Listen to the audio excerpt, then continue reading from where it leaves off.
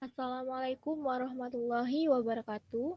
Izin memperkenalkan diri, saya Nabila Kurnia, Program Studi Sains Aktuaria dengan NIM 120410064.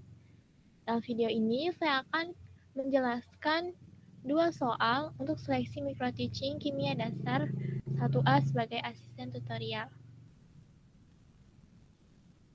Yang pertama, untuk mengangkat sidik jari dari TKP, larutan perak nitrat dengan rumus kimia AgNO3 disemprotkan pada permukaan untuk bereaksi dengan natrium klorida atau NaCl yang ditinggalkan oleh keringat.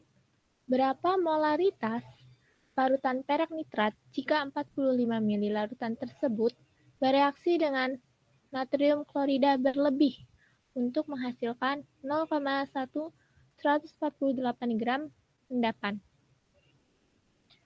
perak klorida atau dengan rumus kimia AgCl. Nah, langkah pertama yaitu kita tulis dulu variabel-variabel yang diketahui dalam soal. Yang diketahui itu ada volume dari AgNO3 yaitu 45 ml atau 0,045 liter dan massa AgCl 0,148 gram. Nah, yang ditanya itu adalah molaritas larutan perak nitrat MAgNO3. Kemudian kita tulis reaksinya. AgNO3 fasenya aqueous karena dia larutan, dan NaCl ditinggalkan oleh keringat, maka fasenya adalah aqueous juga. Endapan AgCl itu adalah solid, dan AgNO3 hasil akhirnya atau fase aqueous. Nah, kemudian kita tulis reaksi MBS-nya.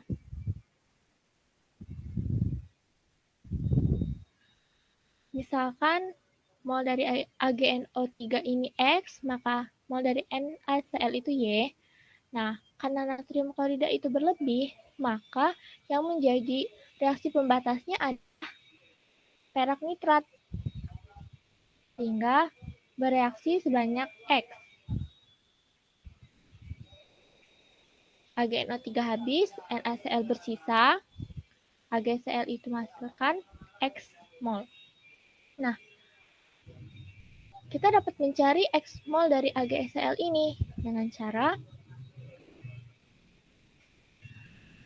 masukkan rumus N atau mol itu adalah massa dibagi MR. MR di sini adalah sigma dari AR. ARAG dan ARCl. ARAG itu 108, ARCl itu 35,5. Dijumlahkan hasilnya 143,5 gram per mol. Masukkan ke rumus, massanya 0,148 gram dibagi MR 143,5 gram per mol, maka hasilnya adalah 0,001 mol. Nah, terus bagaimana? Apa hubungannya dengan AgNO3?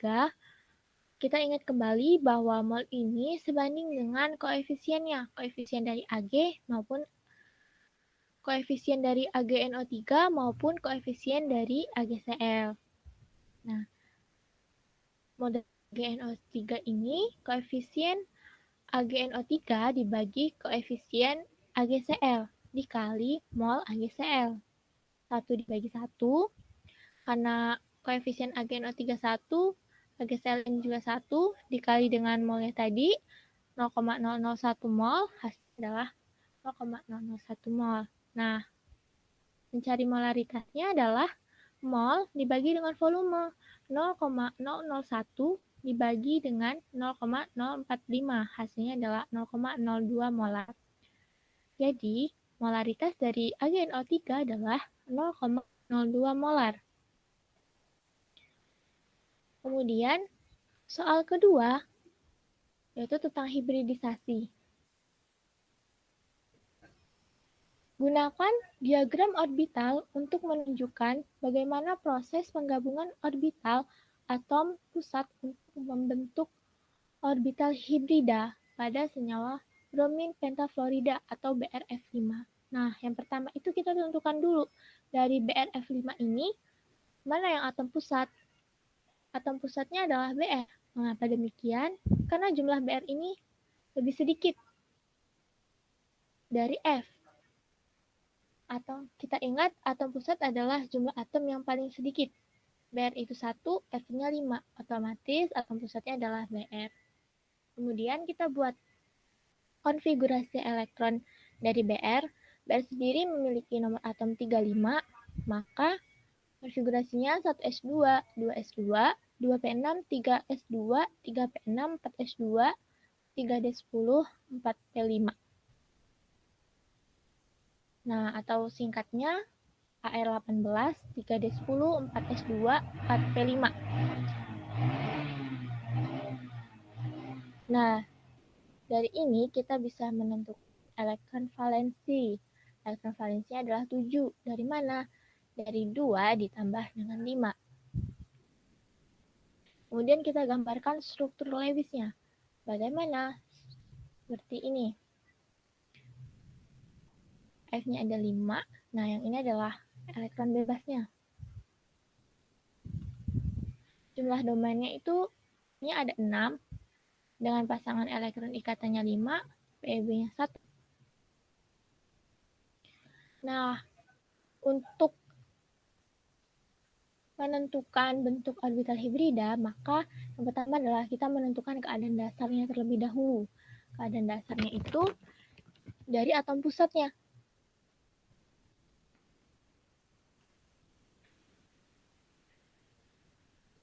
Kulit terluarnya adalah 42, 4p5.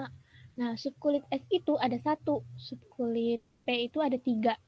Kita masukkan nih elektron S-nya 2 ya.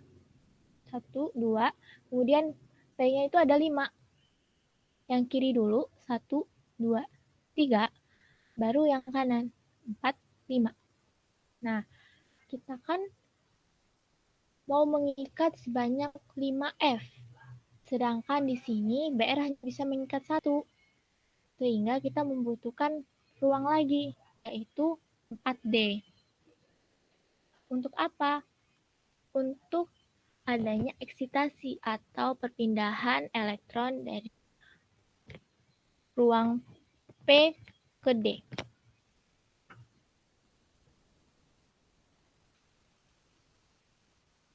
Untuk mencukupi ruang F, maka kita pindahkan 2 elektron P ini ke D.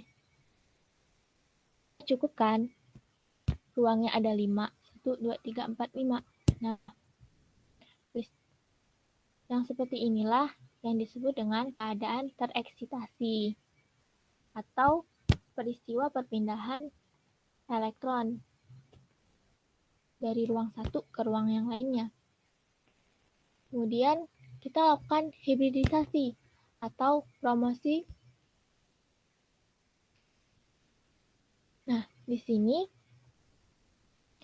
kita promosikan F-nya. F-nya ada 5. Kita masukkan di ruang-ruang yang kosong. 1, 3, 4, 5. Sehingga terbentuklah orbital sp3d2. Dari jenis hibridisasi, yang sp3d2 dengan jumlah PeB-nya adalah 1, maka diprediksi BRF5 berbentuk segi 4 piramida. Demikian yang dapat saya sampaikan. Apabila ada kesalahan, mohon maaf. Saya akhiri. Wassalamualaikum warahmatullahi wabarakatuh.